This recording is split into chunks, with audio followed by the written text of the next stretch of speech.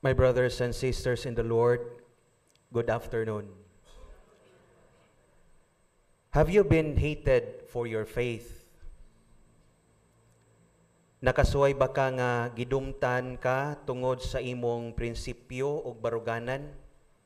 Kana bang ingnon ka nga sige lang kag adtog simba, imong naong na simbahan? Kasuway ka na. Sige lang kag serve. Lakaw adto nagpuyo simbahan. In today's gospel, we witness the deep resolve of Jesus as he faces threats from Pharisees, warning him of Herod's desire to kill him. What can we learn from today's gospel? First point. Instead of fear, Jesus has responded with unwavering determination and remarkable courage, saying, "Go and tell that fox, I will keep driving out demons and healing people today and tomorrow, and on the third day, I will reach my goal and purpose."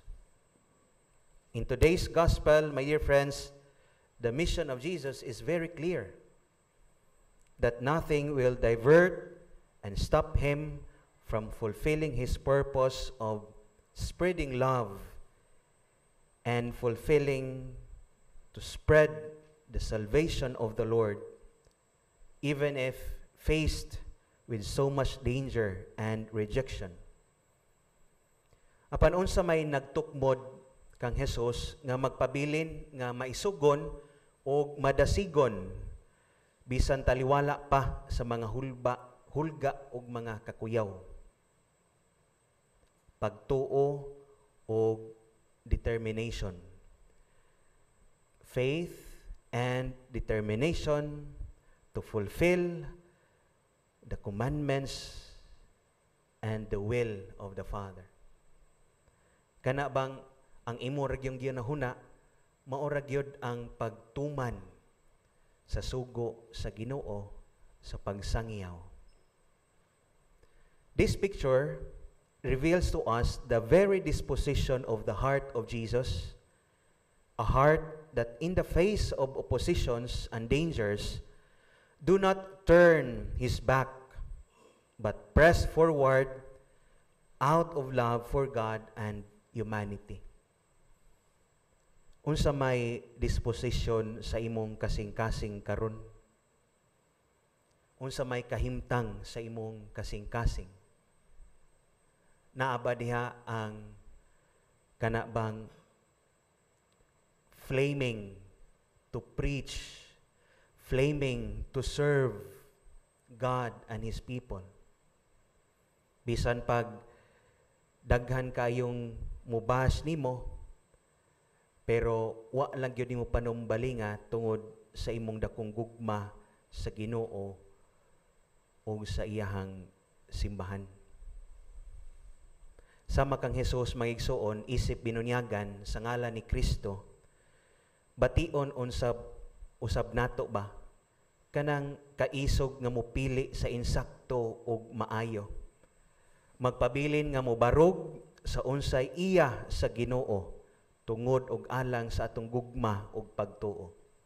Ilabi na karong panahona kung diin gisulay gyud kitang mga tao kung unsa kalawom ang maong gugma, ang maong pagtuo nga ana to para sa Ginoo. Kung unsa pod kalapad ang ato ang prinsipyo o baruganan. Remember, Jesus stands for the truth and for what is just amidst danger and rejection. Si Jesus wala gyud nagpakahilom. Sayod man ta unsay nasinati sa atong katilingban karon. Daghang mga tao nga gipuy-an ang kinabuhi nga puno sa pagpangilad. Pero kita nga mga sumusunod o nagtuo ni Kristo,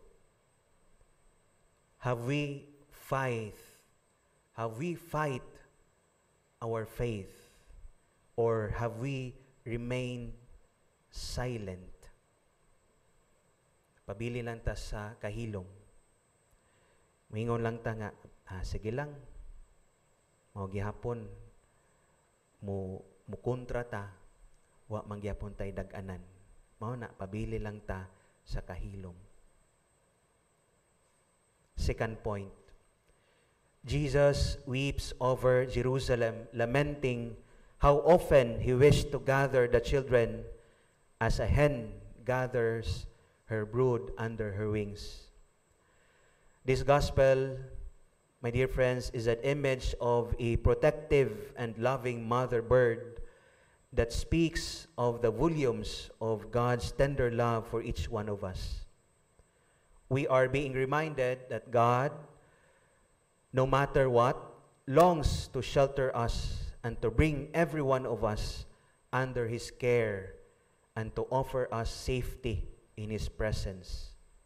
Yet, whether we like it or not, we often refuse that love offered by the Lord to us due to our selfish choices, due to our indifferences, and due to our hardness of hearts.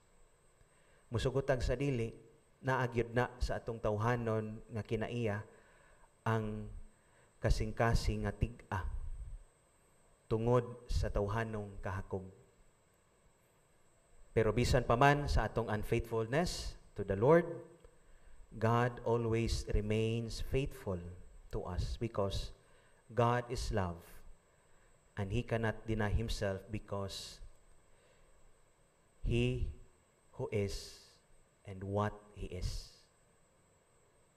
Bisag unsa pataka makasasala, bisag unsa pataka marites, bisag unsa pataka libakirog libakira, pero gigugma gyapon tas Ginoo kay maumay iyang kinaiya.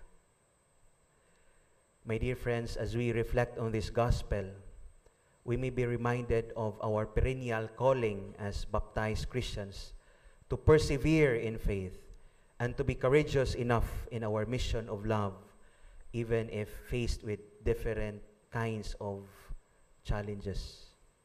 Jesus Himself is inviting us now to trust in His care and His plan and to place ourselves under His wings of protection and to remain steadfast in our steadfast calling in words and in deeds. Amen.